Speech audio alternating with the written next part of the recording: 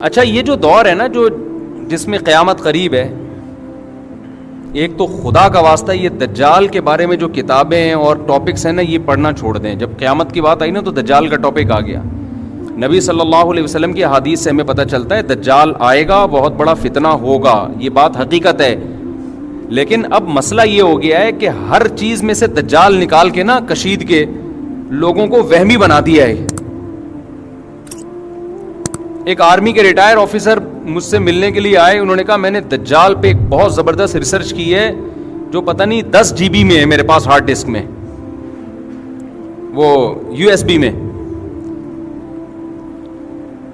2 USB ہوں گی 5-5 GB کی، اب ہو سکتا ہے 10 GB کی ہو کوئی، واللہ عالم. میں نے کہا حضرت دجال کے بارے میں اتنا کچھ ہمیں ملتا ہی نہیں ہے کہ 1 GB میں بھی آ جائے. وہ آپ نے 10 GB کہاں سے تیار کر لیا وہ؟ تو بہت سے لوگ میں نے پاگل ہوتے ہوئے اپنی زندگی میں دیکھ لیے کہ اس میں بھی دجال ہے، اس میں بھی دجال ہے، یہ بھی دجالی سازش، یہ بھی دجالی سازش، یہ بھی دجالی سازش، یہ بھی دجالی، یہ بھی خراسان، یہ پھر وہ. بھائی آپ کو حکم ہے گراؤنڈ ریئلٹی کو سامنے رکھ کر آپ فیصلہ کرو. دجال نے جب آنا ہوگا آئے گا، اس کے لیے تیاری ضرور رکھو. تیاری کا کیا مطلب؟ اللہ سے پناہ مانگو، جمعے کے دن سورہ کہف پڑھ لیا کرو بس.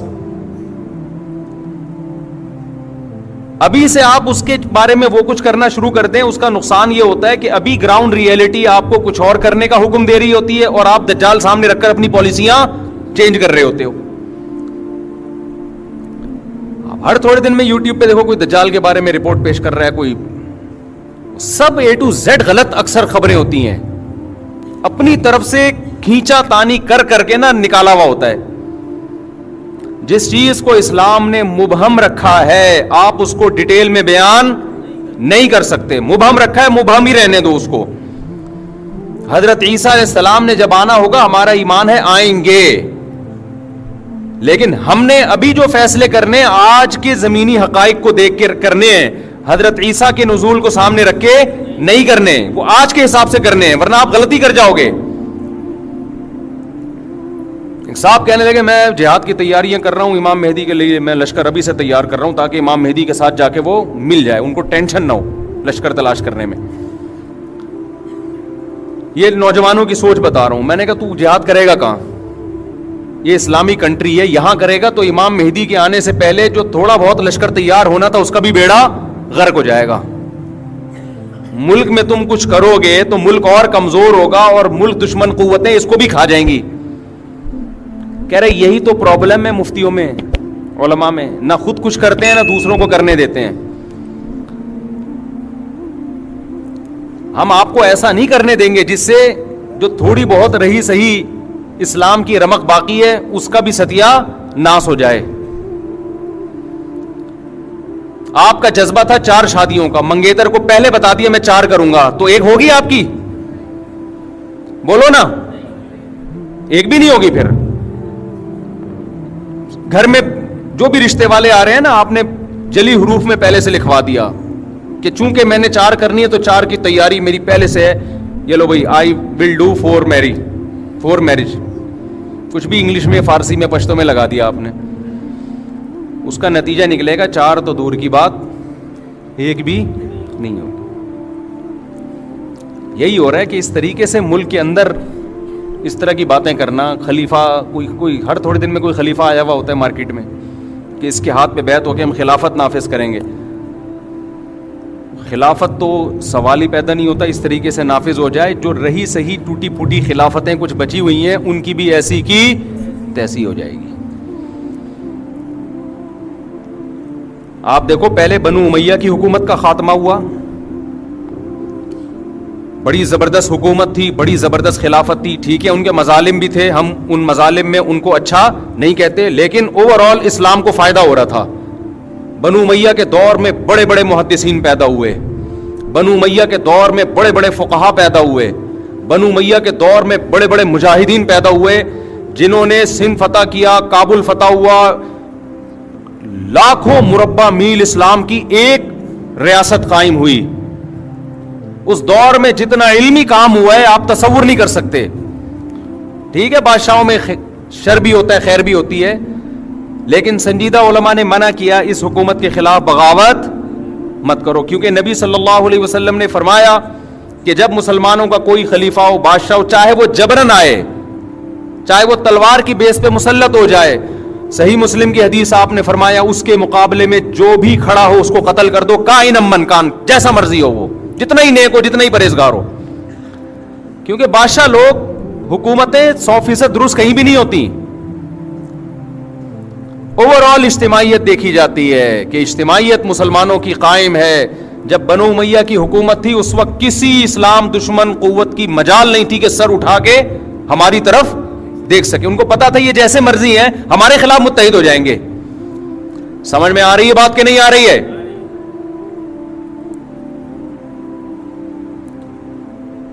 لیکن وہی ہوا کہ نہیں جی اس نے یہ ظلم کیا، اس نے یہ ظلم کیا، بغاوت ہونی چاہیے. جب بغاوت ہوئی ہے اور اس زمانے کے بہترین لوگوں نے بغاوت کی تھی، وہ بغاوت ناکام ہوئی اور حجاج نے پھر جو قتل و غارت کا سلسلہ شروع کیا بغاوتوں کو کچلنے کے لیے، اس میں بڑے بڑے محدثین، صحابہ، تابعین شہید کر دیے گئے.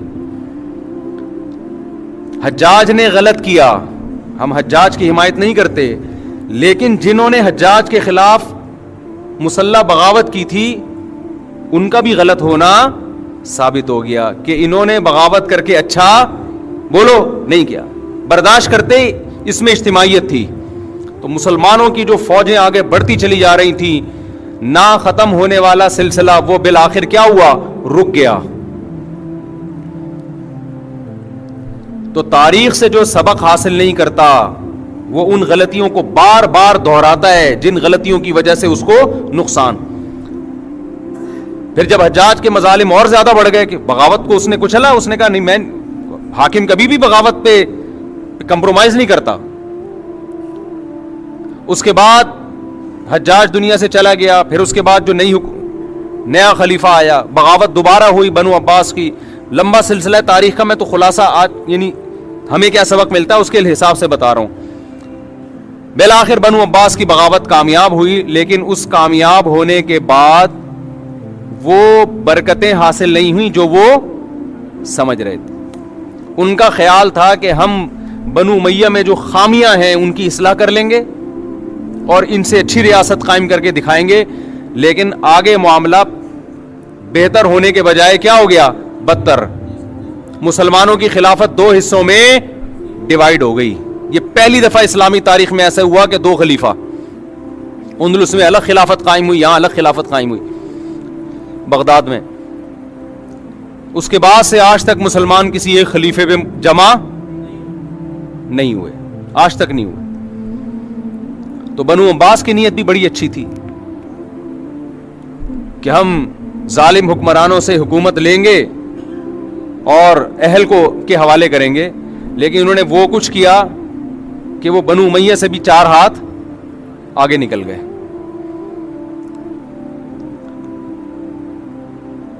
تو پھر آگے چل کے خلافت عثمانیہ قائم ہوئی. جب پھر بغداد کے خلاف جو ہوا، تاتاریوں نے حملہ کیا بغداد پہ اور مسلمانوں کی اینٹ سے اینٹ بجا دی.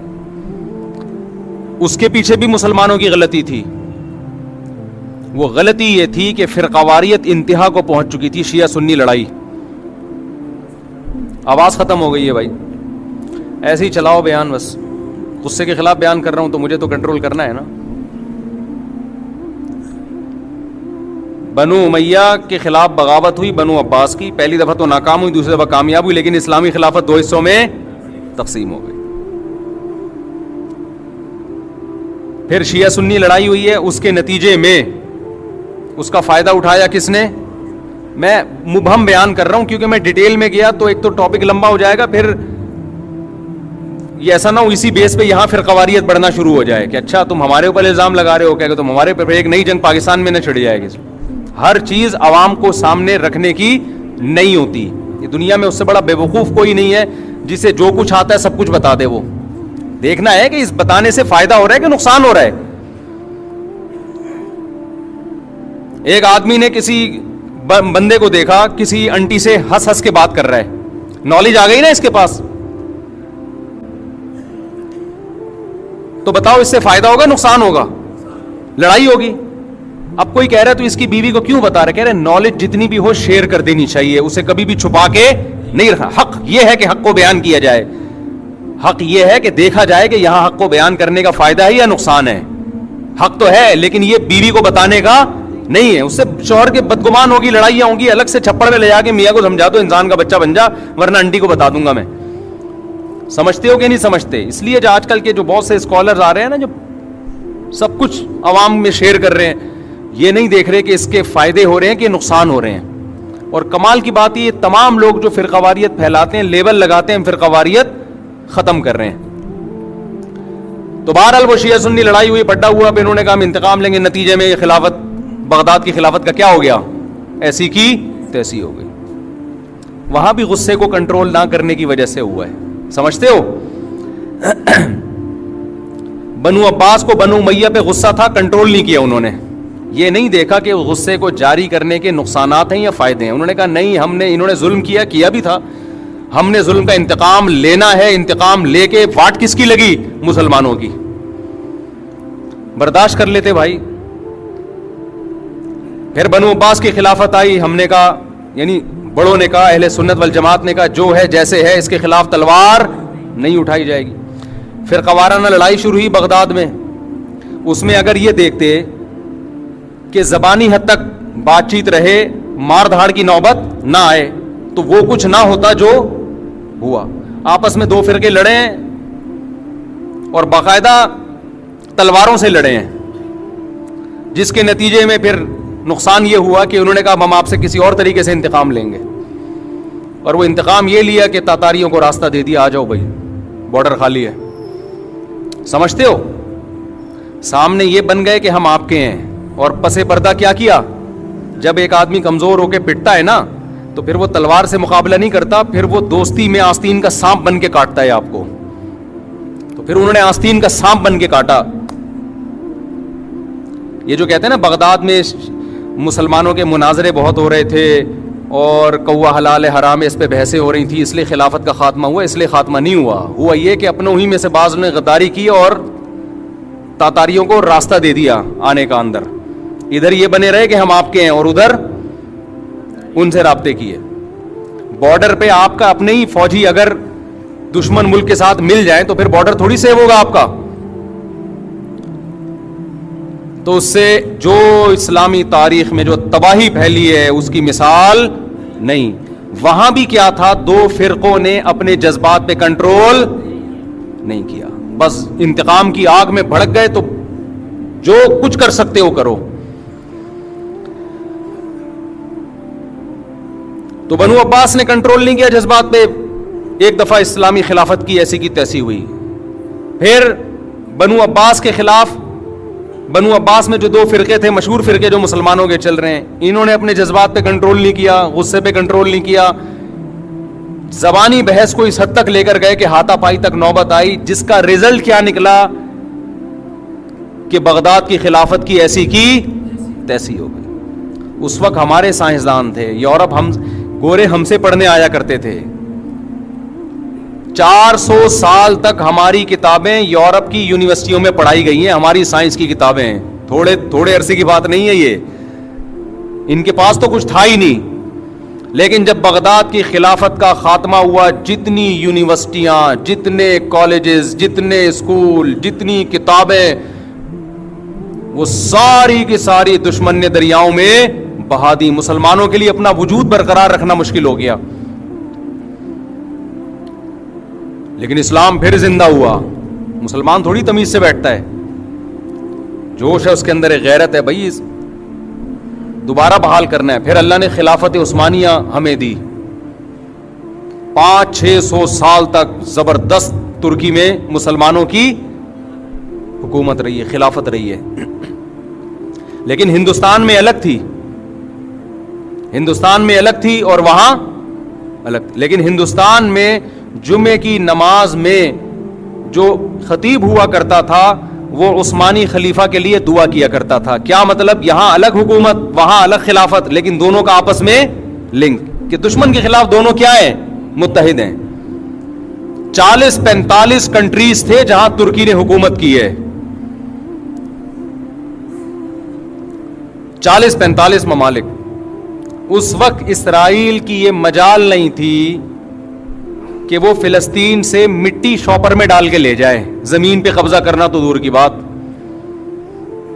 उसने खलीफा से कहा था, मुझे यहूदियों ने कहा था मुसलमान खलीफा से कि मुझे फिलिस्तीन में जगह चाहिए।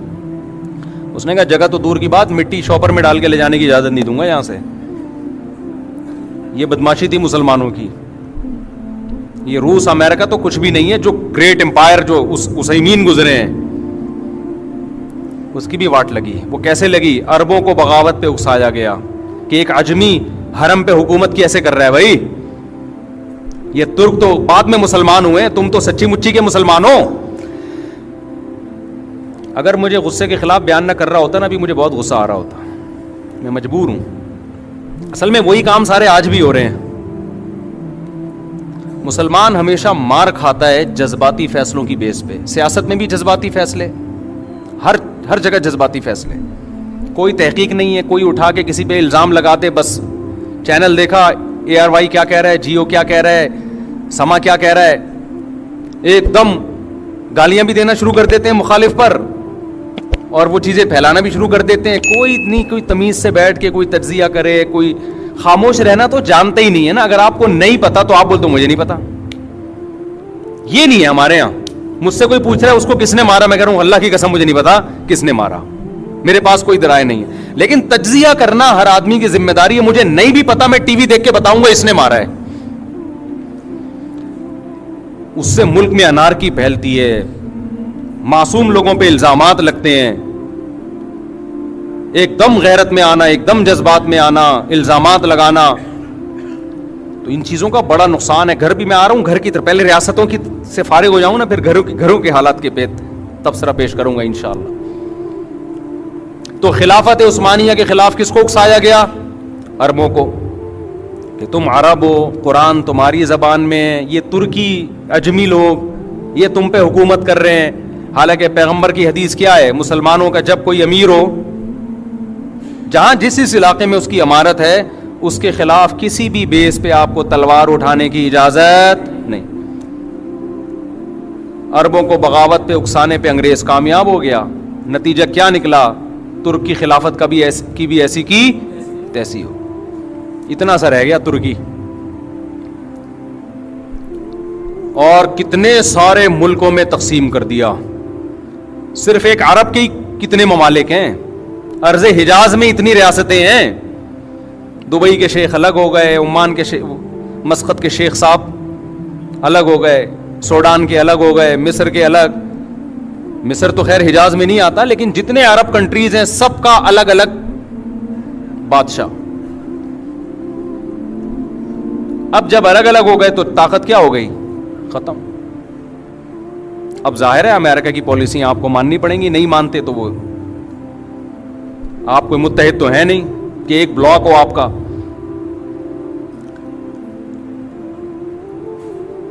तो अलग अलग होते होते हिंदुस्तान की भी फिर हुकूमत का भी खात्मा हुआ। वो भी मुसलमानों की गलती थी, अंग्रेज आए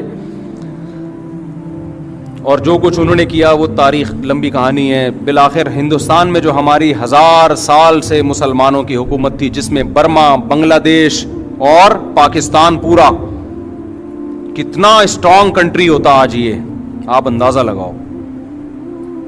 उसकी भी ऐसी की तैसी हो। लेकिन एक मुल्क हमें मिल गया पाकिस्तान की सूरत में। अब आप खिलाफत का नाम लेके उसकी भी ऐसी की तैसी कर दो कि ईसा अलैहिस्सलाम आएंगे, वो मुझे देख के बहुत खुश होंगे कि ये पहले से ही खड़ा हुआ है जिहाद के लिए, तो चल तू भी मेरी फौज में शामिल हो जा। ऐसा ना हो ईसा अलैहिस्सलाम आके पहले तेरी ठुकाई लगाएं कि एक मुल्क था कमबख्त, वो उसको भी तूने किसी काबिल नहीं छोड़ा खिलाफत के नाम पे।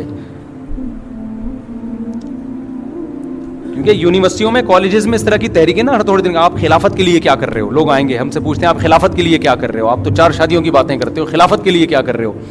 मैंने कहा खुदा का वास्ता ये जो मुल्क है ना, इसको बचाओ और आईनी और कानूनी तरीके से इसमें पूरा जोर लगा दो तब्दीली के लिए। हमारे सियासी लोग हमारे धरनों को गलत रुख पे लेके जा रहे हैं। جن چیزوں پہ دھرنے ہونے چاہیے ان چیزوں پہ نہیں ہو رہے. سمجھتے ہو؟ آپ کے اندر جو قوت اور طاقت ہے نا, آپ کے لیڈر اس کو غلط جگہ استعمال کروا رہے ہیں.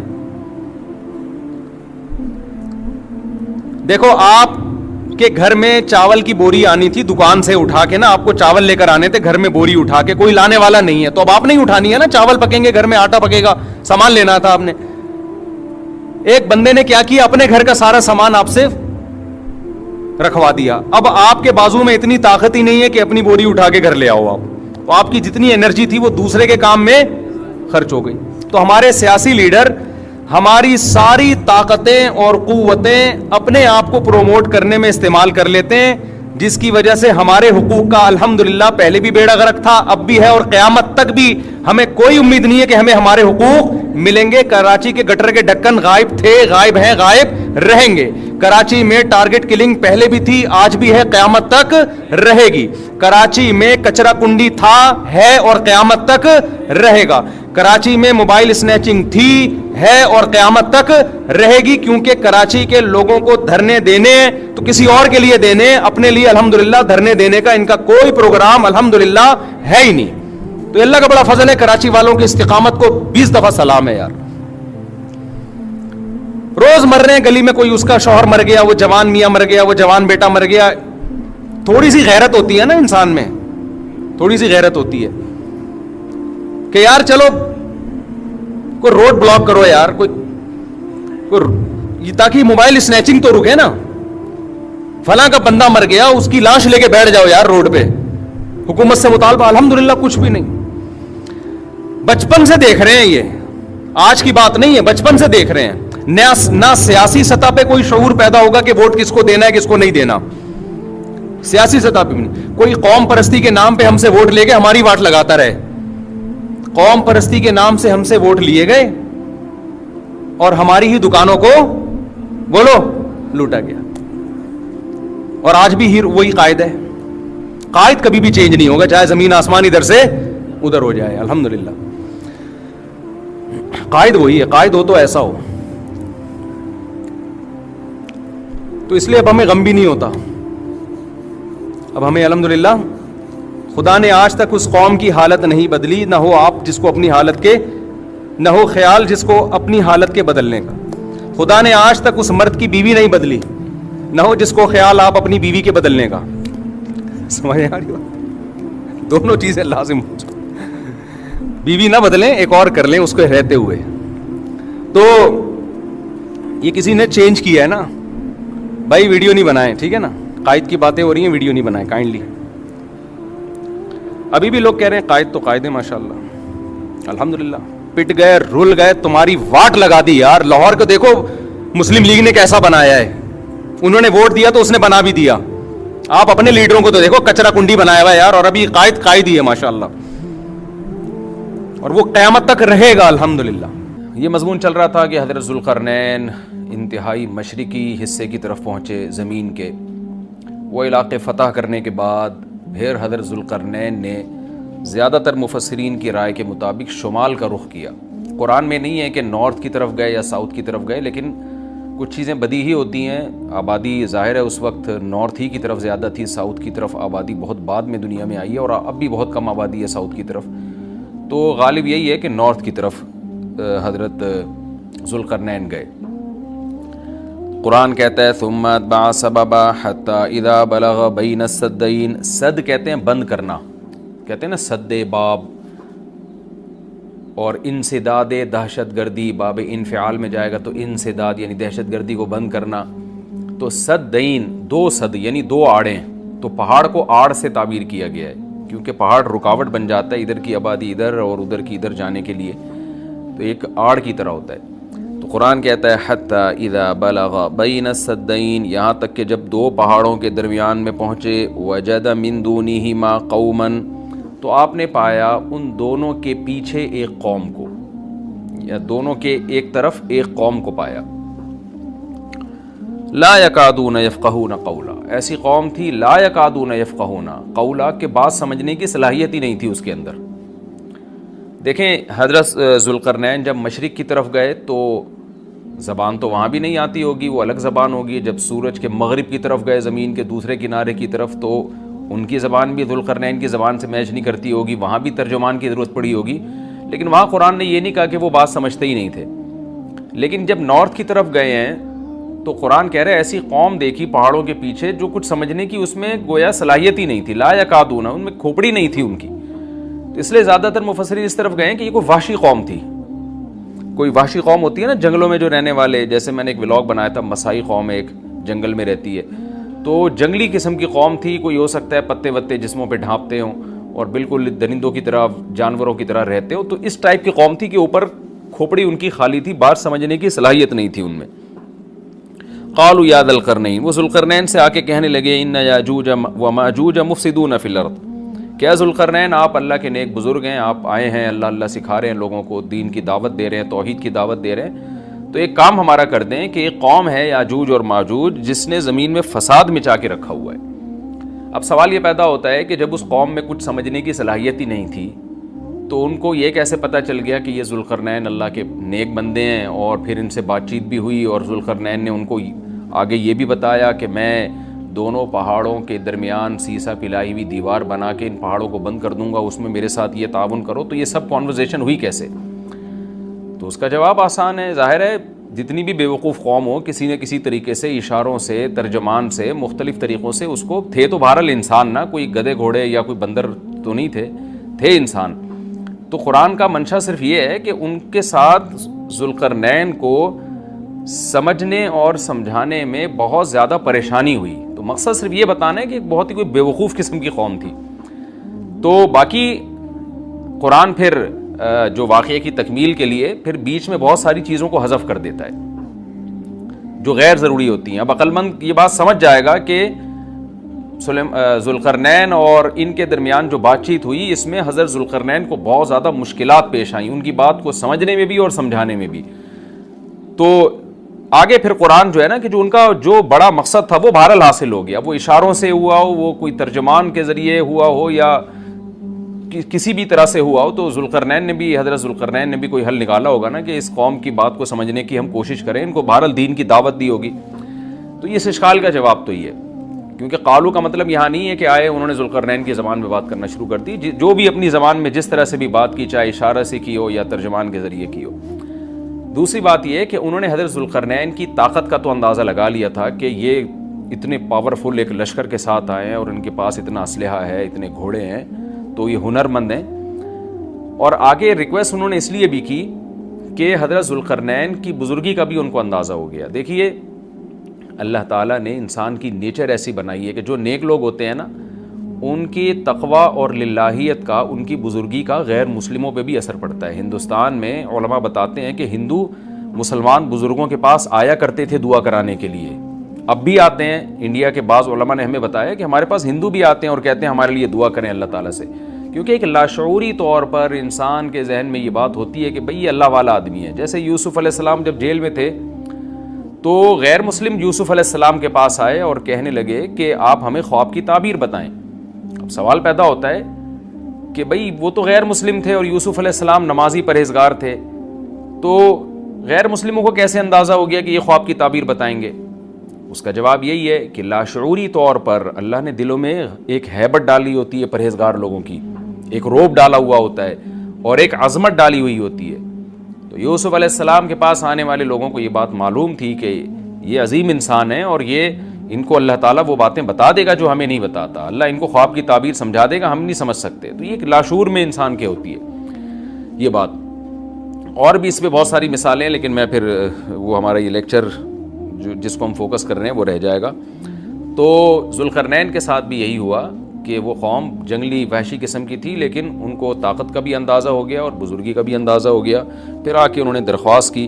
طرز عمل سے یہ لگتا ہے کہ وہ قوم بھی مسلمان ہو گئی تھی, یعنی بغیر لڑائی کے اور بغیر کسی مناظرے بازی کے ذوالقرنین کا مذہب اس قوم نے بھی قبول کر لیا. تو کیا کہنے لگی حضرت ذوالقرنین سے, بھئی آپ ہمارا ایک کام کر دیں, آپ اتنے پاورفل آدمی ہیں, ان یاجوج وماجوج مفسدون فی الارض, یاجوج ماجوج ایک قوم ہے جس نے زمین میں فساد مچا کے رکھا ہوا ہے, آئے دن قتل و غارت کرتے ہیں وہ, اور ہمارے پاس ان سے لڑنے کی طاقت نہیں ہے. فَهَلْ نَجْعَلُ لَكَ خَرْجًا، کیا ہم آپ کے لیے خرچ بنا سکتے ہیں؟ کچھ اجرت خرچ کہتے ہیں، خراج کا لفظ آپ نے سنا ہوگا، ٹیکس کو یا اجرت کو. تو ہم آپ کو کمیشن دیں گے اس کا. ہمارے پاس پیسہ بہت ہے، وسائل بہت ہیں، لیکن وہ ٹیکنالوجی ہمارے پاس نہیں ہے جو آپ کے پاس ہے. تو ہم دیکھ رہے ہیں آپ کو اللہ نے ایک بڑی قوت اور طاقت دی ہے، تو پیسہ ہمارے پاس بہت ہے، ہم آپ کو اس کی اجرت دیں گے. آپ نے یہ کرنا ہے کہ علا، اس بات پر ہم آپ کو اجرت دیں گے، تجعل بیننا وبینہم سدا، کہ آپ ہمارے اور ان کے درمیان ایک آڑ بنا دیں، ایک دیوار بنا دیں، کیونکہ بہت بڑی دیوار بنانی پڑے گی اور پہاڑوں کو کہ اس خلا کو ختم کرنا پڑے گا. وہ قوم آ کے ہم پہ حملے کرتی ہے اور ہمارا بہت نقصان کرتی ہے، تو آپ ایک ایسی آڑ بنا دیں جو ہمارے بس میں نہیں ہے. قال ما مکنی فیہ ربی خیر، ذوالقرنین نے فرمایا میرے رب نے جو مجھے ٹھکانہ دیا ہے، طاقت دی ہے، وہ بہتر ہے. کیا مطلب؟ مجھے تمہاری اجرت کی ضرورت نہیں ہے، میرے پاس بہت وسائل ہیں. دیکھیں استغنا بہت بڑی نعمت ہے. سلیمان علیہ السلام کا بھی یہی انداز تھا جب ملکہ سبا نے ہدیے دے کے بھیجا نا، تو سلیمان علیہ السلام نے بھی یہ فرمایا تھا ما آتانی اللہ خیر مما آتاکم، مجھے جو اللہ نے وسائل دیے ہیں وہ تم سے بہت زیادہ ہیں. تو ایسے موقع پہ اس طرح کی بات کرنا یہ تکبر نہیں کہلاتا، بلکہ یہ عین شکر ہے کہ بھائی میں کیوں کسی سے مانگوں. آپ نے بعض دفعہ مالداروں کو دیکھا ہوگا، وہ یہ جملہ کہتے ہیں بھائی ہم کسی کے محتاج نہیں ہیں. تو اس جملے میں اگر اللہ کے شکر کی نیت ہے تو یہ اچھا جملہ ہے، اور اگر نیت ہے دوسرے کو نیچا دکھانا پھر یہ تکبر ہے. تو بعض وہمی لوگ کیا کرتے ہیں، کوئی بھی اس طرح کا جملہ زبان سے نکال دے تو فوراً اس پہ تکبر کا فتویٰ ٹھوک دیتے ہیں. یہ ٹھیک نہیں ہے. تو اس طرح کے جملے پیغمبروں سے بھی ثابت ہیں تو اور اہل اللہ سے بھی ثابت ہیں. حضرت ذوالقرنین نے فرمایا بھائی پیسوں کی مجھے ضرورت نہیں ہے، ما مکنی فیہ ربی، میرے رب نے جو مجھے وسائل دیے ہیں خیر، وہ بہت بہتر ہے. تم کیا دو گے مجھے، کتنے پیسے دے دو گے؟ ہاں مجھے افرادی قوت کی ضرورت ہے، کیونکہ اتنے بھاری بھرکم پتھر اٹھا کے پہاڑوں پہ لے کے جانا، لوہے کی پلیٹیں لے کے جانا، اس کے لیے افراد چاہیے، مزدور چاہیے، لیبر چاہیے. فَأَعِینُونِی بِقُوَّةٍ، تم مجھے میری مدد کرو قوت کے ساتھ. قوت چاہیے مجھے، پاور چاہیے، افرادی قوت چاہیے. یہاں قوت سے مراد ہے وسائل چاہیے، لیبر چاہیے، مزدور چاہیے. تو اجعل بینکم وبینہم ردما، میں تمہارے اور ان کے درمیان آڑ بنا دوں گا، دیوار بنا دوں گا. آتونی زبر الحدید، وہ قوت یہ چاہیے کہ دو تم مجھے لوہے کی پلیٹیں، یعنی اوپر چڑھانے میں میری مدد کرو ان کی. تو وہ افراد چاہیے ہمیں بہت بڑی تعداد میں جو لوہے کی پلیٹوں کو لے کے پہاڑوں کے اوپر چڑھیں، اور کوئی بھی اس وقت جو بھی طریقہ انہوں نے اختیار کیا ہوگا ان پلیٹوں کو ہم دونوں پہاڑوں کے بیچ میں رکھیں گے. حتی اذا ساوا بین الصدفین، یہاں تک کہ جب دونوں کنار، صدف کہتے ہیں پہاڑ کے کنارہ، دونوں کناروں کے درمیان ان لوہے کی پلیٹوں کو. اچھا یہاں بھی اندماج ہے، صنعت اندماج کا مطلب بہت سے واقعات قرآن بیچ میں حذف کر رہا ہے. تو ایسا ہی نہیں ہے کہ بنی بنائی پلیٹیں، انہوں نے کوئی اسٹیل مل تھی اور وہ پلیٹیں پہلے سے تیار رکھی ہوئی تھیں. ظاہر ہے ذوالقرنین نے کیا کیا، لوہا جمع کیا پہلے. حضرت ذوالقرنین نے کس قدر محنت لگی ہوگی، پہاڑوں کے درمیان بہت زیادہ لوہا چاہیے. تو کہاں کہاں سے پتہ نہیں کتنے مہینے کا یہ پروسیس ہوگا، کتنے سال اس پروجیکٹ میں لگے ہوں گے، کہاں کہاں سے لوہا جمع کیا ہوگا. ہو سکتا ہے زمین میں کھدائی کا کام شروع کیا ہو پہلے، کہ زمین سے لوہا نکالیں ہم، پھر اس لوہے کو گرم کر کے اس کو بھٹیوں میں گرم کر کے کیسے پلیٹوں کی شکل میں تبدیل کیا ہوگا. تو یہ کوئی آسان کام نہیں ہے، لیکن قرآن نے اس پورے واقعے کو حذف کر دیا اور مختصراً بیان کیا. آتونی زبر الحدید، جو لوہے کی پلیٹیں ہم نے تیار کی ہیں وہ لا کے دو. حتی اذا ساوا بین الصدفین، جب ان پلیٹوں کو دونوں پہاڑوں کے بیچ میں ایسے ایسے نصب کرنا شروع کر دیا. ایک پلیٹ آئے، پھر دوسری پلیٹ، پھر تیسری پلیٹ. یعنی اگر ایسے کر کے پلیٹ لگاتے تو یہ تو پلیٹ تو بہت ہلکی ہوتی، یاجوج ماجوج اس میں سوراخ کر دیتے یا کچھ بھی اس کو توڑ دیتے یا جلا دیتے، پگھلا دیتے بھٹی کے ذریعے، کچھ بھی کر سکتے تھے. تو پلیٹوں کو ایسے کر کے رکھا گیا کہ چوڑائی میں جو ہے وہ دیوار بنے. قال انفخوا، تو ذوالقرنین نے کہا اب ان میں آگ بھڑکاؤ. انفخوا کا مطلب پھونک مارنا ہے، لیکن یہاں پھونک سے بھٹی کی جو گرم کرنے کے لیے جو ہوا ڈالی جاتی ہے نا، جو جیسے آپ نے دیکھا ہوگا نا پرانے زمانے میں خواتین جو تھیں، وہ بوڑھی مائیں کیا کرتی تھیں، دادیاں، وہ ایک پائپ لے کے نا کوئلوں میں پھونک مارتی تھیں. اس سے کیا ہوتا ہے، وہ ٹیمپریچر بڑھتا ہے. آج بھی میں نے گاؤں دیہاتوں میں دیکھا ہے بھٹیوں میں کہ وہ ہوا کا پریشر بنانے کے لیے انہوں نے کچھ دیسی قسم کی مشینیں لگائی ہوئی ہوتی ہیں. ایک صاحب کو میں نے دیکھا کہ سائیکل کا پہیے پہ پتہ نہیں کون سی مشین لگائی ہوئی ہے، اس سائیکل گھمائے جا رہے ہیں، ادھر سے ہوا نکل رہی ہے اور وہ لوہا پگھلنا شروع ہو گیا. تو بھٹی میں جو پہلے زمانے میں ٹیمپریچر بڑھایا جاتا تھا وہ ہوا کا پریشر بڑھا کے ہی بڑھایا جاتا تھا، یا ہو سکتا ہے کوئی گیس ہو جس کا پریشر بڑھانے کو انفخو سے تعبیر کیا جا رہا ہے.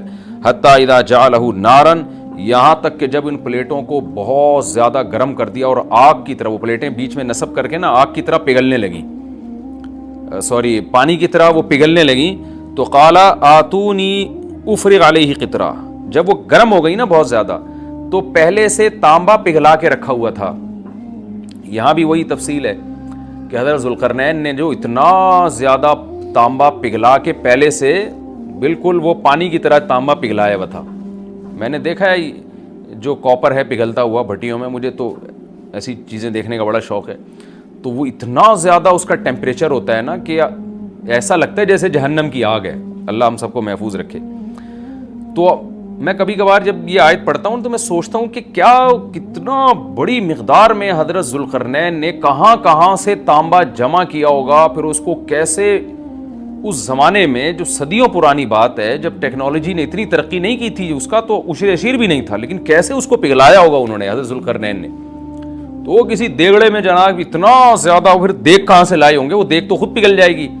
اس کے لیے مخصوص قسم کی ایک کوئی میٹل ہوتا ہے کہ اس کا ٹیمپریچر اور تانبے کا ٹیمپریچر میں فرق ہوتا ہے کہ تانبا جس ٹیمپریچر پہ پگھلے گا تو اس دھات کو، تانبے کو جس دیگ میں ڈالا جائے وہ اس ٹیمپریچر پہ نہ پگھلتا ہو، یا کوئی پتھر کی دیگ ہوگی جو بھی ہوگا، لیکن بہرحال یہ ساری چیزیں محیر العقول ہیں. تو حضرت ذوالقرنین نے پہلے سے بہت بڑی مقدار میں تانبے کو پگھلا کے رکھا ہوا تھا. اب انہوں نے کہا کہ آتونی افرغ علیہ قطرہ، قطر کہتے ہیں تانبے کو. اب یہ جو ہے دو مجھے یہ، میں اب ان پلیٹوں کے اوپر جو گرمی سے جو پگھل رہی ہیں نا ان کے اوپر تانبا ڈال دوں گا. یعنی تانبا ڈالنے کا مقصد کیا تھا کہ دونوں پلیٹوں کے درمیان جو خلا ہے وہ پر ہو جائے، اور پلیٹوں کو پگھلانے کا مقصد یہ تھا کہ پلیٹیں اور تانبا آپس میں مکس ہو جائیں، یعنی ایک یکجان ہو جائیں وہ. کیونکہ جب ایک چیز گرم کر کے دوسری گرم چیز کے ساتھ ملائی جاتی ہے نا تو وہ اس کے اجزاء ایک دوسرے میں داخل ہو جاتے ہیں اور وہ بالکل یکجان ہو جاتا ہے. تو آتونی افرغ علیہ قطرہ، دو مجھے یہ تانبا، میں اس کے اوپر انڈیل دوں گا. تو وہ دیگیں تانبے کی پگھلا کے پہاڑوں پہ چڑھایا گیا ان دیگوں کو، اور پھر وہ لوہے کی پلیٹوں کے بیچ میں جو خلا تھا نا ان خلا میں وہ تانبے کا جو پگھلا ہوا تانبا تھا پانی کی شکل میں، اس پگھلے ہوئے تانبے کو ڈال دیا گیا. تو وہ یکجان ہو کر ایک بہت مضبوط آہنی دیوار بن گئی.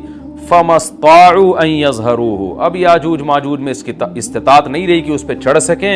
وَمَسْتَطَاعُوا لَهُ نَقْبًا، اور اس دیوار میں نقب کی استطاعت بھی نہیں رہی. کتنا لمبا سوراخ کریں گے اس کو کھود کے، یہ بھی ان کے لیے ممکن نہیں رہا.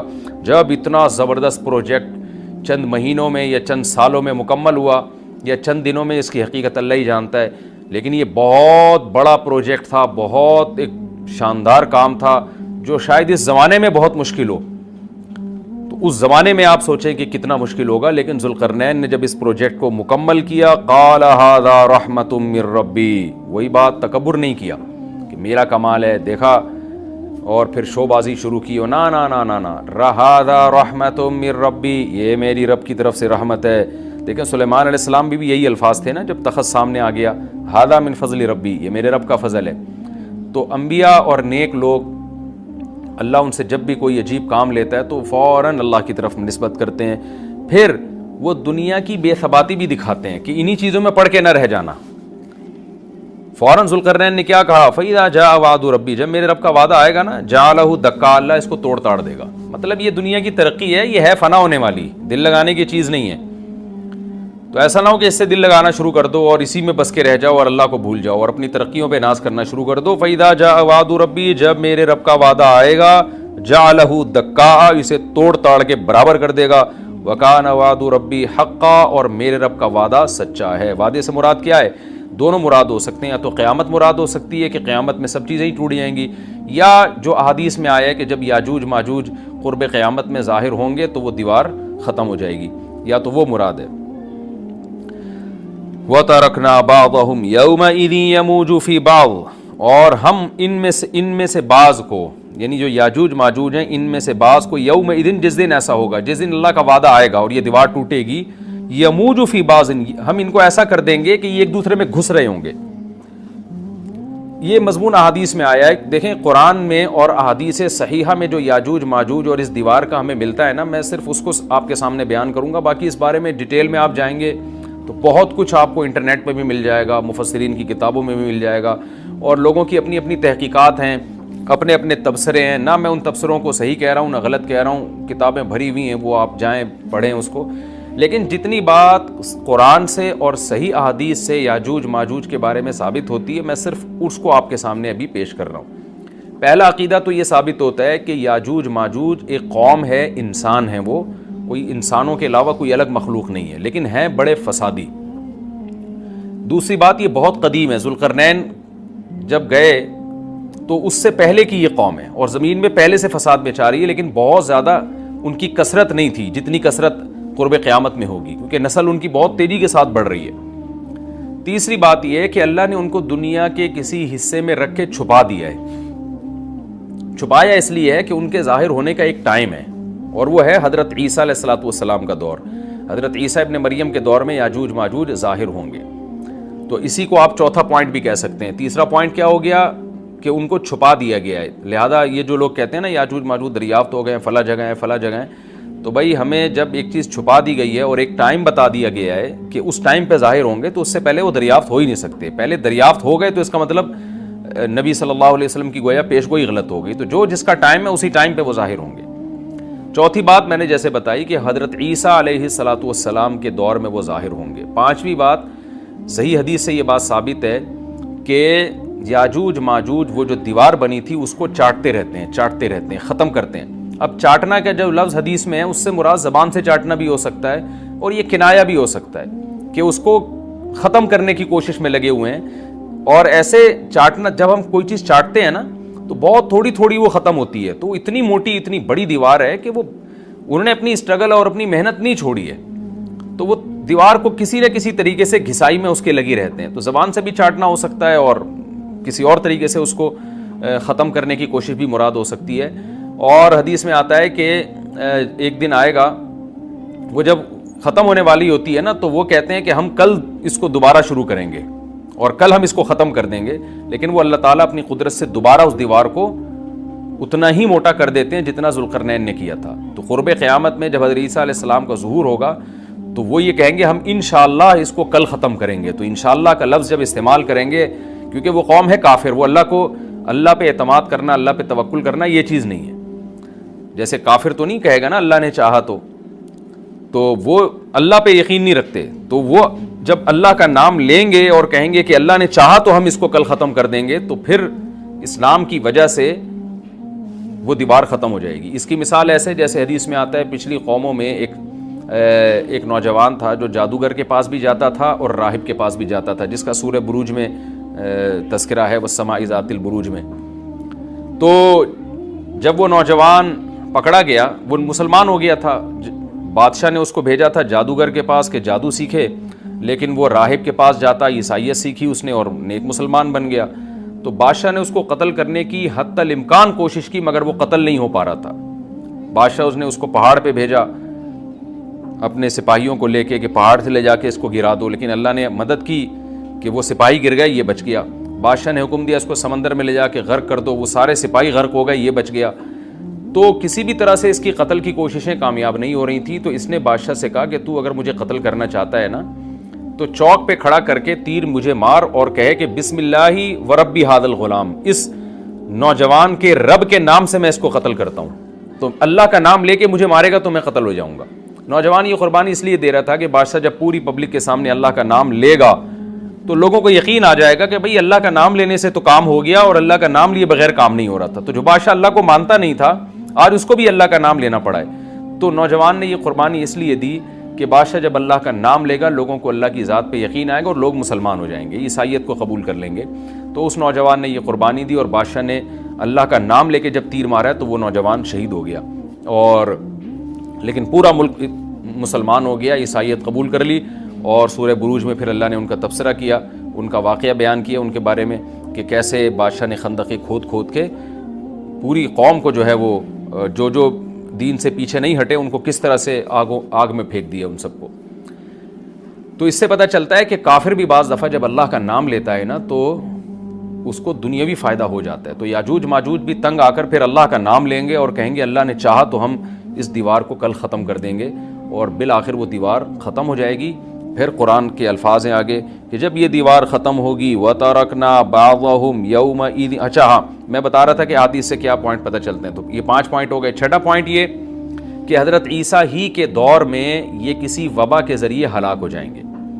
حضرت عیسیٰ علیہ الصلوۃ والسلام یہ اتنے زیادہ ہوں گے کہ ان سے لڑنا ممکن نہیں ہوگا, جیسے کہ قرآن میں بھی آ رہا ہے وَتَرَكْنَا بَعْضَهُمْ يَوْمَئِذٍ يَمُوجُ فِي بَعْضٍ. ہم ان میں سے بعض کو بعض کے اندر گھسا دیں گے, اتنی کثرت سے ایک دوسرے میں, نہیں اب آبادی کی کثرت بہت ہوگی ان کی, گھسے ہوئے ہوں گے ایک دوسرے میں, یہ جیسے چیونٹی اور مکوڑے ہوتے ہیں, تو ان سے لڑنا ممکن نہیں ہوگا. تو حضرت عیسیٰ علیہ الصلوۃ والسلام لوگوں کو لے کے کوہ طور پہ چلے جائیں گے, اور باقی مسلمان وہ اپنے اپنے گھروں کے اندر بند ہو جائیں گے, اور پھر اللہ کی طرف سے ایک وبا آئے گی, اور اس وبا میں یہ سارے کے سارے ہلاک ہو جائیں گے.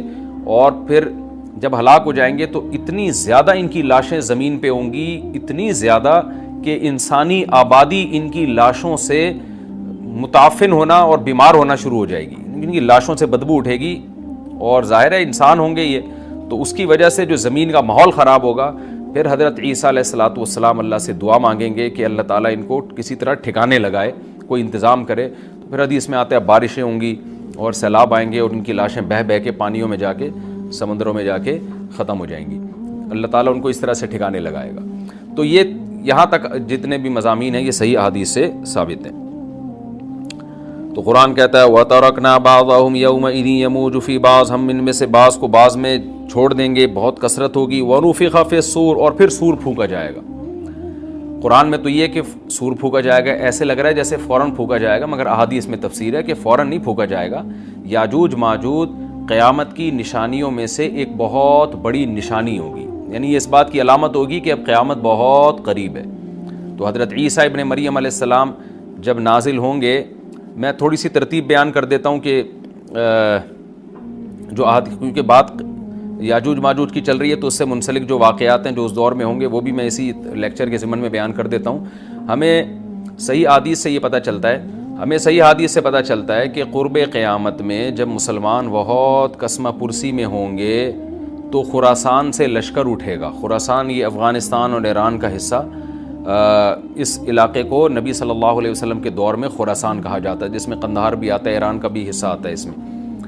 تو یہاں سے لشکر اٹھے گا, مجاہدین لڑیں گے بہت بڑی تعداد میں, دنیا میں جہاد ہوگا کیونکہ مسلمان ظلم کی چکی میں پس کے تنگ آ چکے ہوں گے, اور لڑتے لڑتے حدیث میں آتا ہے اتنی بڑی بڑی لڑائیاں ہوں گی کہ 1/3 مسلمان شہید ہو جائیں گے اس میں, 1/3 مجاہدین جو لڑنے والے ہوں گے, اور 1/3 جو ہوں گے وہ میدان جنگ سے بھاگ جائیں گے, اور 1/3 کو اللہ فتح عطا فرمائے گا.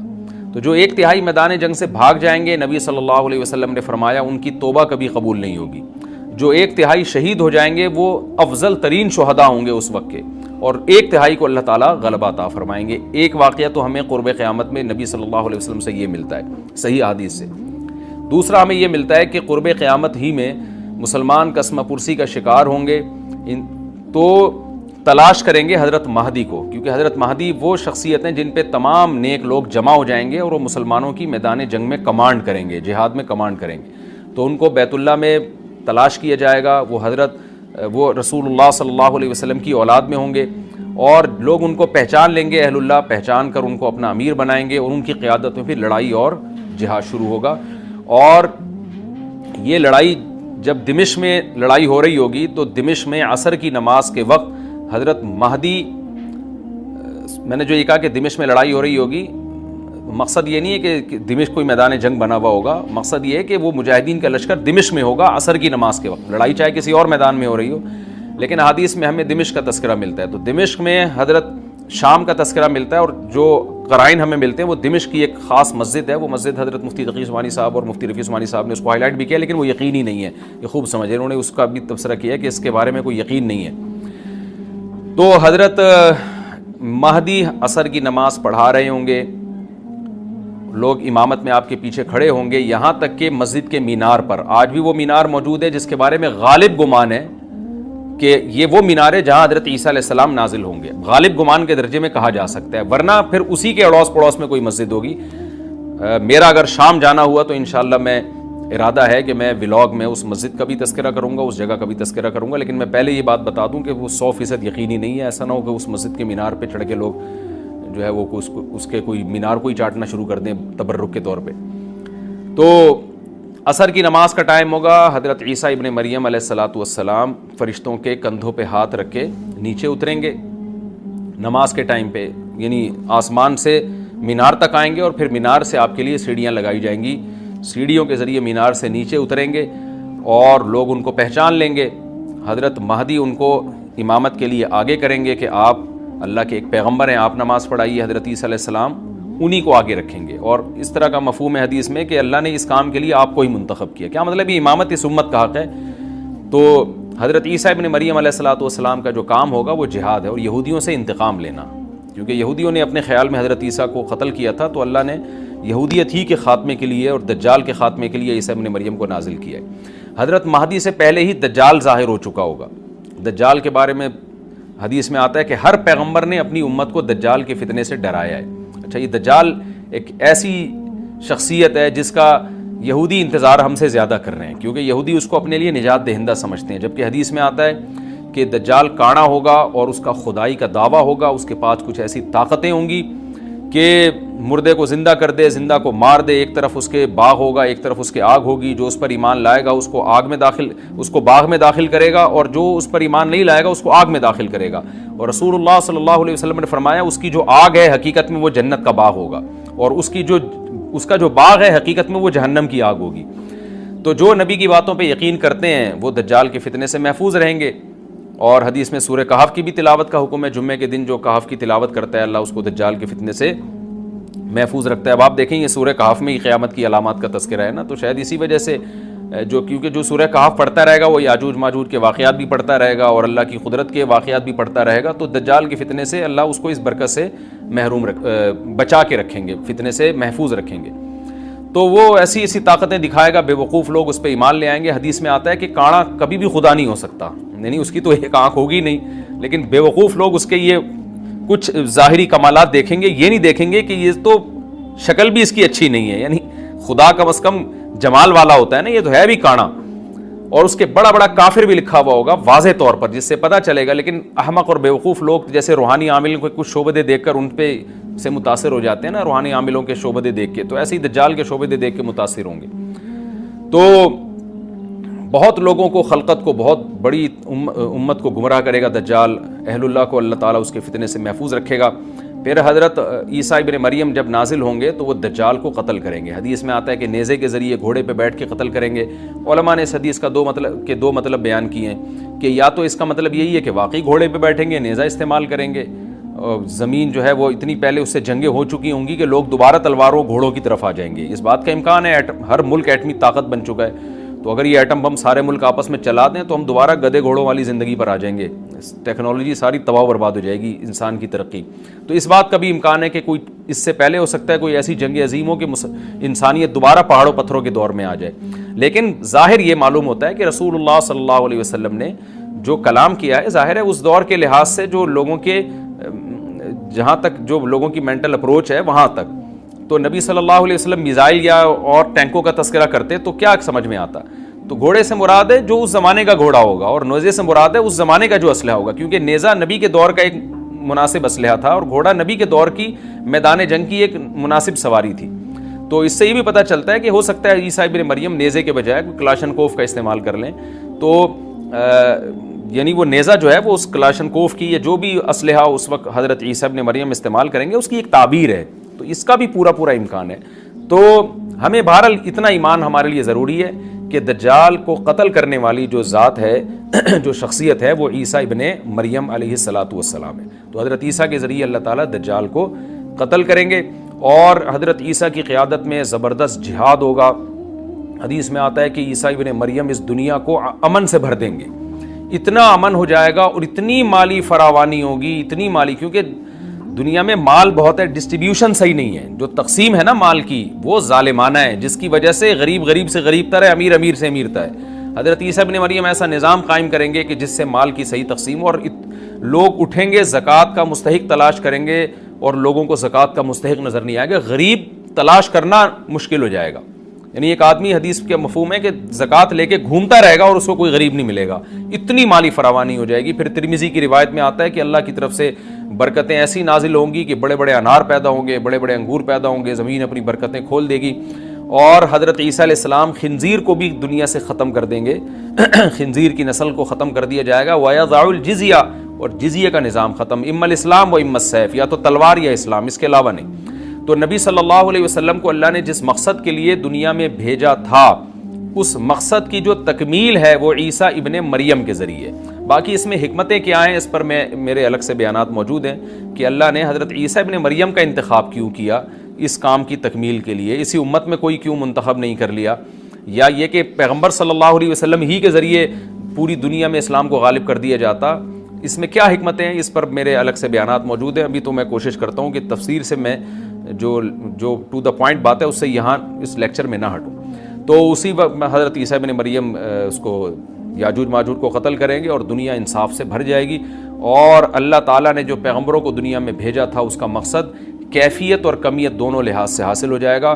اس کے بعد پھر آہستہ آہستہ دنیا میں زوال شروع ہوگا، اور پھر جب پوری دنیا کے لوگ زوال کا شکار ہوتے ہوتے کفر کی طرف جائیں گے، گناہوں کی طرف، اور حدیث میں آتا ہے جب تک ایک شخص بھی اللہ کا نام لینے والا ہوگا اس دنیا پر قیامت نہیں آئے گی، یہاں تک کہ آخری شخص جب دنیا سے اٹھے گا جو اللہ کا نام لیا کرتا تھا، تو اس کے بعد اللہ تعالیٰ سور پھونکیں گے، جبریل کو حکم دیں گے سور پھونکنے کا، اور اس دنیا کو تباہ و برباد کر دیا جائے گا۔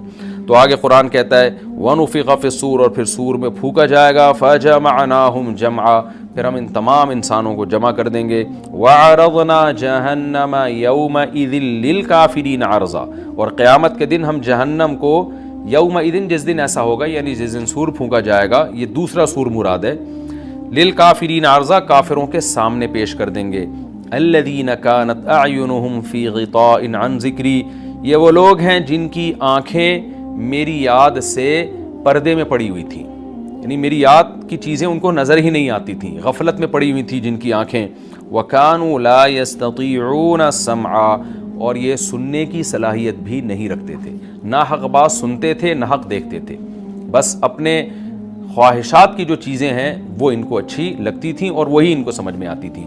تو یہ ہمارا رکوع الحمدللہ کمپلیٹ ہو گیا۔ اس رکوع میں ہمیں بہت سارے اسباق ملتے ہیں، میں نمبر وار اس کو مختصراً بیان کر دیتا ہوں۔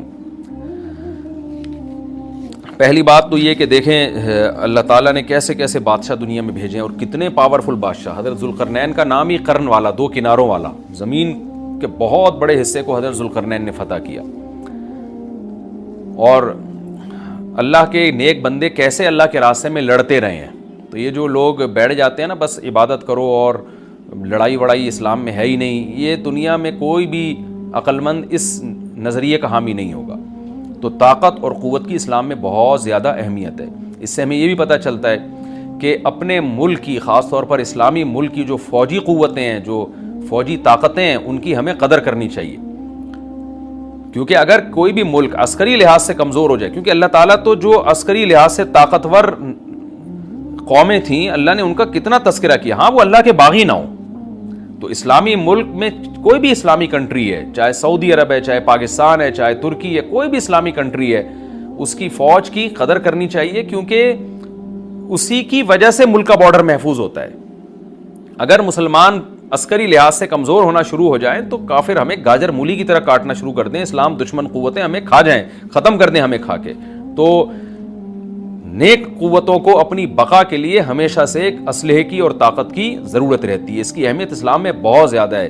موسیٰ علیہ السلام کے بعد کتنے بڑے بڑے جنگی کمانڈر پیدا ہوئے، ذوالقرنین کا اللہ نے کیسا تذکرہ کیا، ذوالقرنین کی عبادت کا کہیں بھی تذکرہ نہیں، حالانکہ وہ بڑے عبادت گزار بھی تھے۔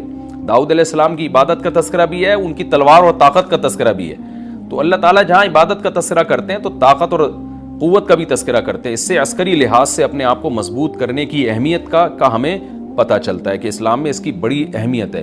تو کسی بھی اسلامی ملک کی فوج کا مورال کسی بھی لحاظ سے ڈاؤن نہیں ہونا چاہیے، اور عسکری لحاظ سے وہ کسی بھی لحاظ سے کمزور نہیں ہونی چاہیے، اور اس کو چاہیے کہ اعدوا لهم ما استطعتم من قوہ پر عمل کرے، کہ قرآن کہہ رہا ہے روز بروز اپنی طاقت اور قوت میں اضافہ کرنے کی کوشش کرو۔ اس سے مسلم قوم کو کبھی بھی غافل نہیں ہونا چاہیے، اور کوئی بھی ایسا کام جس سے مسلمان قوتیں اور طاقتیں کمزور ہونا شروع ہو جائیں، اس کام سے ہمیں بچنا چاہیے۔ دوسری بات ہمیں یہ پتہ چلی کہ اللہ تعالیٰ نے اہل اسلام کے ذمے پوری دنیا کی ذمہ داری لگائی ہے، کسی ایک ملک کی نہیں۔ جتنے بھی پیغمبر آئے ہیں جب وہ دنیا فتح کرنا شروع کی ہے تو کہیں رکے نہیں ہیں وہ کہ بھئی یہاں تک، اس سے آگے نہیں جانا۔ ان کی صلاحیت ہی ختم ہو گئی ہو، وسائل ہی ختم ہو گئے ہوں تو الگ بات ہے۔ تو پوری دنیا ہے جس میں اللہ کے دین کو غالب کرنا ہے۔ اب اس کا طریقہ کیا ہوگا؟ ظاہر ہے جو جس زمانے میں سوٹیبل طریقہ ہو وہ اختیار کیا جائے گا۔ تو حضرت ذوالقرنین پہلے انتہائی مشرق کی طرف گئے ہیں جہاں سورج نکلتا ہے، تو وہاں سے جہاں سے آبادی شروع ہو رہی ہے، اور ان کا خیال تھا کہ اب آگے آبادی نہیں ہے تو پھر جا کے اسٹاپ کیا ہے۔ مغرب میں بھی ایسے ہی، شمال میں بھی ایسے ہی۔ تو ہمیں جب دیکھتے ہیں کہ جب صحابہ کرام نے دنیا فتح کرنا شروع کی ہے تو ہمیں مسلمان کمانڈروں میں بھی ایسے واقعات ملتے ہیں کہ وہ علاقے فتح کرتے کرتے سمندر کے کنارے پہنچے اور انہوں نے سمندر کو دیکھ کے کہا کہ تیرے آگے بھی آبادی ہوتی نا تو ہم اللہ کا کلمہ وہاں بھی بلند کرتے۔ تو یہ دور تھا مسلمانوں کا، اور یہ عیسیٰ ابن مریم دوبارہ پھر وہی کریں گے، پوری دنیا کو فتح کریں گے۔ تو حضرت ذوالقرنین کے اس واقعے سے پتہ چلتا ہے کہ پوری دنیا کی ذمہ داری اللہ نے ہمیشہ سے اہل اللہ پہ لگائی ہے، اور وہ پوری دنیا میں اللہ کے دین کو غالب کرنے کی کوشش میں ہمیشہ سے لگے رہے ہیں۔ تیسری بات ہمیں پتہ چلتی ہے کہ اسباب اور وسائل کی اہمیت۔ حضرت ذوالقرنین نے جب اتنا پہاڑوں کے بیچ میں اتنا یعنی لوہے کی پلیٹیں لگا کے، تانبا پگھلا کے آہنی دیوار بنائی ہے تو خوش ہوئے ہیں، ھذا رحمت من ربی، یہ میرے رب کی رحمت ہے۔ تبھی تو اللہ کا شکر ادا کیا نا، خوشی پہ شکر ادا کیا جاتا ہے۔ تو اس سے یہ بھی پتہ چلتا ہے کہ سائنس اور ٹیکنالوجی، دیکھیں یہ کام ٹیکنالوجی کے بغیر ممکن نہیں تھا۔ تبھی تو اس قوم نے کہا نا ذوالقرنین سے کہ ہم پیسے آپ کو دیں گے، لیکن ہمارے پاس وہ وسائل نہیں ہیں، وہ ٹیکنالوجی نہیں ہے ہمارے پاس۔ اور بظاہر ایسا لگتا ہے کہ ان کے پاس لوہا بھی تھا، تانبا بھی تھا، کیونکہ حضرت ذوالقرنین اب یہ تو نہیں ہے نا کہ زمین کے مشرق کی طرف دوبارہ لوہا جمع کرنے گئے ہوں، تو وہیں سے جو کچھ ہوگا نکالا ہوگا۔ تو وسائل اس قوم کے پاس تھے، ٹیکنالوجی نہیں تھی کہ اس لوہے کو اور اس تانبے کو پگھلا کے دونوں پہاڑوں کے بیچ میں پلیٹیں کیسے بنانی ہیں اور ان کو کیسے ان کے بیچ میں تانبا کر کے کہانی دیوار بنائی ہے، یہ ٹیکنالوجی ان کے پاس نہیں تھی۔ تو اس سے ہمیں ٹیکنالوجی کی ویلیو کا بھی پتہ چلتا ہے۔ آج مسلمان اس میں بھی بہت پیچھے چلے جا رہے ہیں اور اس کو مذہب سمجھنا شروع کر دیا ہے، تو یہ بات بھی غلط ہے۔ حضرت ذوالقرنین نے اتنی طاقت اور قوت کا استعمال کیا اور اتنے زبردست طریقے سے اس وقت جو بھی اس سوٹیبل ٹیکنالوجی تھی اس کا استعمال کر کے دو پہاڑوں کے بیچ کے راستے کو بند کر دیا، اور اس پہ خوشی منائی حضرت ذوالقرنین نے۔ یہ نہیں کہا کہ بھئی اس سے کچھ بھی نہیں ہوتا، اصل میں تو بس انسان کو چاہیے کہ وہ اللہ اللہ کیا کرے بیٹھ کے، اور یہ کیا اللہ سے بس مدد مانگو، اللہ ہی۔ یاجوج ماجوج کے بارے میں ان کو کہہ دیتے ذوالقرنین کہ تم سب رات کو تہجد میں اٹھ کے دعائیں مانگو، اللہ یاجوج ماجوج سے تمہیں بچا لے گا۔ نہ نہ نہ، حضرت ذوالقرنین نے کہا دعائیں بھی مانگو، یقیناً حکم دیا ہوگا دعائیں مانگنے کا، لیکن ہم پورے اسباب اور وسائل استعمال کریں گے، لوہے کی پلیٹیں بنائیں گے، تانبے کو پگھلائیں گے، اوپر چڑھائیں گے اور اس طرح سے پوری مضبوط دیوار بنائیں گے۔ آج مسلمان ہاتھ پہ ہاتھ رکھ کے بیٹھ گیا ہے اور وظیفوں میں اور جو ہے بس وہ چند صبح شام کے وظیفے پڑھ کے وہ سمجھتا ہے کہ ساری دنیا کے سارے مسائل کا حل اس سے ہو جائے گا۔ ایسا نہیں ہے، آپ کو بہت زیادہ ترقی کرنی ہے، بہت زیادہ اسباب و وسائل میں آپ کو غیر مسلموں سے آگے نکلنا ہے۔ جیسے کہ قرون اولیٰ کا مسلمان نکلا تھا، تبھی اللہ نے اس کے لیے دنیا میں فتوحات کے دروازے کھولے تھے۔ تو اللہ ہمارے لیے فتوحات کے دروازے جب ہی کھولے گا جب ہم عبادت کے ساتھ ساتھ سائنس اور ٹیکنالوجی کے میدان میں بھی آگے بڑھنے کی کوشش کریں، اور ہمیں قرب قیامت کی